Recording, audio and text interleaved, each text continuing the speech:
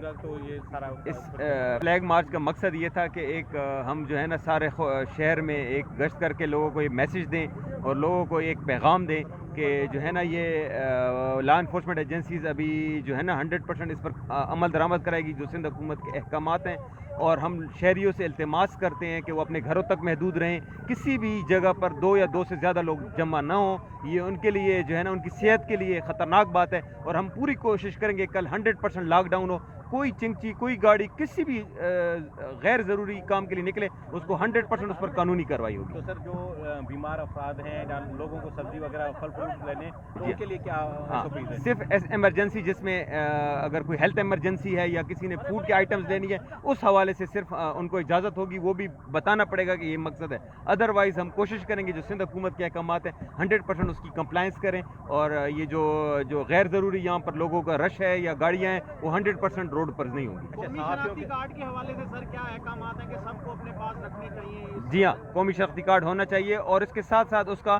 جو سبب ہوگا نکلنے کا وہ اس کو بتانا پڑے گا، تو تبھی جا کے لا انفورسمنٹ ہاتھ میں نہیں لے گی، ادروائز قانونی کارروائی ہوگی۔ صحافیوں کے لیے کیا ہے سر؟ دیکھیں ہاکرز کا یہ ہے کہ اخبارات پر بھی پابندی ہے، کیونکہ اخبارات سے بھی یہ پھیلنے کا خطرہ ہے، تو ان کے حوالے سے یہ بات ہے۔ دکاندار گٹکے اور سگریٹ چلا رہے ابھی بھی؟ جی ہاں، یہ ابھی 12 بجے یہ لاک ڈاؤن کی بات ہوئی ہے، ہم نے ابھی ہم انشاءاللہ سارا کرتے ہیں انشاءاللہ۔ عمل نہ کرے سر اس کے لیے کیا کہیں گے آپ؟ قانونی کارروائی 144 کا دفعہ 188 کی کارروائی ہوگی۔ Thank you.